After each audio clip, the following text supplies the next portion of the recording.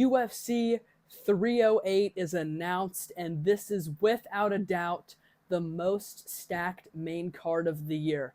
Before I hear anything about, oh, UFC 300, that was the best card. UFC 300 had Bo Nickel and Cody Brundage on the main card. This is so much better, okay? UFC 299, UFC 298, they were pretty stacked cards, but the prelims carried hard. We'll see how good the prelims are on this card. We don't know it yet, but there's a lot of great fights that got announced. The whole main card, it's an absolutely amazing card. It's a 6-fight main card, and I'm going to be giving you guys my predictions and breakdowns for every single one of these fights. Let's start off with the first fight on the main card, which I do believe is on the main card. We have Jeff Neal taking on RDA. And honestly, I don't really get hyped for RDA fights anymore. RDA is getting old.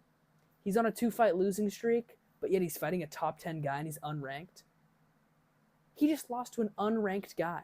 Why is he fighting a guy in the top 10? Recently, in RDA's recent couple fights ever since his return, he's kind of just been a clinch warrior, dude. He just kind of clinches up and doesn't really do anything in the clinch. And Jeff Neal, he can be really entertaining sometimes. But a lot of the times, Jeff Neal's, he's a clinch warrior too. He's a head-hunting clinch warrior. I think Jeff Neal is super overrated. I do think he's going to beat RDA by a lazy, boring decision, but there's just not really much to be excited about here. Let's move on to the next pay-per-view fight. The next fight on this insanely stacked main card, we have Magomed Ankalaev taking on Alexander Rakic. And, Alexander Rakic, it sucks that he's getting fed to Magomed Ankalaev because I actually really like watching him fight. He is kind of slow-paced, but when he hits hard. But Magomed Ankalaev just doesn't really ever seem to lose, and he has great control and he has great takedowns. So he's not very damaging on the ground, and he's not very entertaining per se, but he has good control and he has good takedowns. So I do think that he's going to beat Alexander Rakic. And my question is, if this is the fight, what's next for Alex Pereira? Because Dana White seems to be kind of de-promoting Alex Pereira when it comes to moving up to heavyweight and fighting Tom Aspinall. And he was supposed to fight Magomed Ankalaev next. So it kind of makes me question, what's next for him? Because I guess, sitting out, but Pereira never likes to sit out. I thought the whole plan was Pereira Ankalaev in Abu Dhabi. Or not in Abu Dhabi. Yes, in Abu Dhabi. It's either Abu Dhabi or... Where are they at? God, where are they at? Where's this fight at? I think it is Abu Dhabi. I might be throwing myself off, but I think it is Abu Dhabi. I thought Pereira was going to fight on this card, but I guess he's not, because Magomed Ankalaev is going to fight Rakic. So maybe Pereira Aspinall in November to co-main behind John Jones.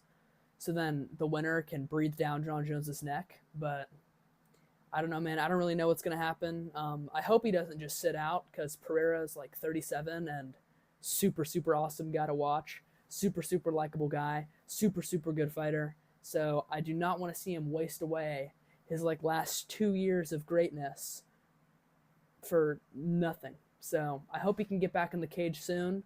And I am going to pick Magomed Ankalaev by a 30-27 decision with a lot of control. Next up, we have a rematch between Ciryl Gane taking on Alexander Volkov. And man, I am definitely rooting for Volkov, because Gane, he doesn't really seem to be taking the fight game too seriously.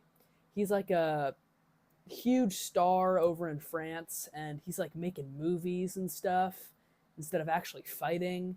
He's been out for over a year. It's gonna be over a year by the time he fights next. And his last win was against big fat Sergey Spivak. Volkov is a lot better than Sergey Spivak.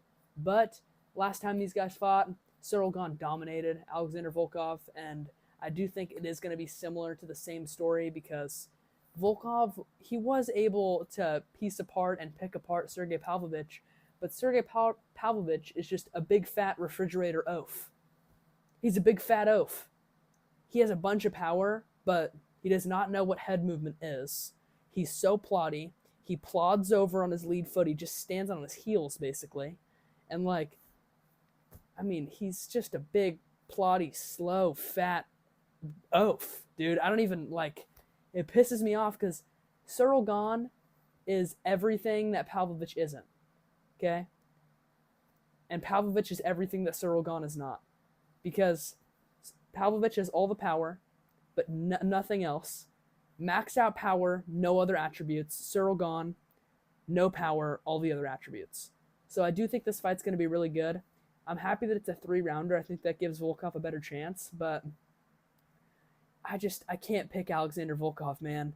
I know he has improved a lot since the first Cyril Gane fight that they had, but dude, he got 49-46 in that fight, and I can't not pick Cyril Gane in this fight.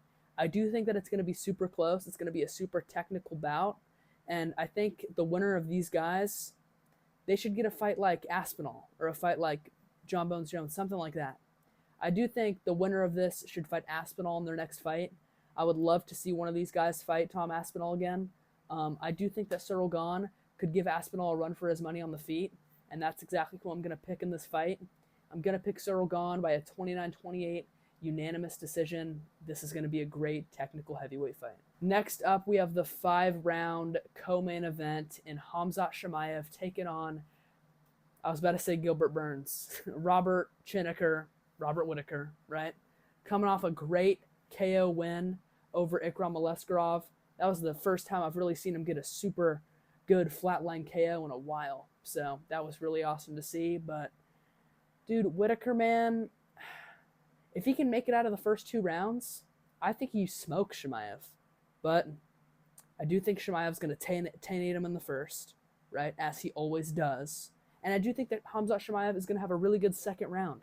But after that, Khamzat is screwed. So I am going to pick Robert Whitaker here because I don't think that Robert Whitaker is going to get submitted in the first. And if he doesn't get submitted in the first, he's going to be fine. Because Khamzat has no cardio. And until he proves that he has cardio, I'm not going to pick him. So give me Robert Whitaker by a 3rd round or a 4th round. On to the main event of the evening. This fight card is just so good. I mean, it is so good. But the main event, we have Ilia Topuria taking on Max Holloway, one of the most hyped up fights of the entire year besides Conor McGregor, who isn't even going to fight. So, man, this fight is going to be so good. This fight is going to be so good. An absolute technical battle on the feet. Max Holloway, I will say, he does kind of struggle with shorter opponents. You see him fight against Volk, he struggled, man. And Topuria knocked out Alexander Volkanovski, all right? I will say, Volk was piecing up Topuria. Volk is way more technical than Ilia Topuria. And I don't think Ilia Topuria is going to be able to knock out Max Holloway. So, this is why I'm going to pick Max. Oh, my eye. Ugh. This is why I'm going to pick Max Holloway. Max Holloway has the most granite chin in UFC history. Debatably, right?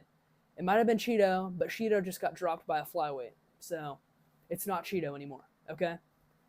Max Holloway, best chin in UFC history, took huge, huge shots from Justin Gaethje, took huge shots from Alexander Volkanovski. Topuria is not going to knock him out, okay? Knock on wood here, right? Topuria is not going to knock him out. And Max Holloway is way, way more technical than Ilia Topuria. And if Ilia Topuria does not find that knockout blow, I do think that he's going to struggle a lot against Max Holloway. Okay?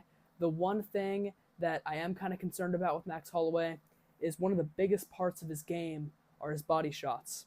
But Ilia Topuria being a lot shorter of a fighter, those body shots almost disappear.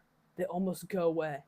And if Max Holloway decides to attack those body shots like he does with fighters that are more his size, like Calvin Kattar, Yair Rodriguez, Arnold Allen, or even Justin Gaethje, his chin's going to be wide open. And an Ilia Topuria right hook or left hook, no matter who you are, it's going to sting and it's going to suck. I don't think that Ilia Topuria is going to be able to knock out Max Holloway with one shot, but honestly, a few too many hooks from Ilia Topuria, he could be the first guy to knock out Max Holloway. but I don't think that's going to happen. I think that Max Holloway's going to stay at range, right? He's going to piece him up on the outside, and he is going to be attacking the body with his kicks rather than his punches. Those spinning back kicks are going to suck for Ilia Topuria. Maybe they can clip him on the nose like it did with Justin Gaethje. But I do think that this fight's going to be great. It's going to be super close, but Max Holloway's going to edge it out just barely. So I am going to pick Max Holloway by a 48-47 decision. Blessed Express is coming back, baby. New champ. Who's with me?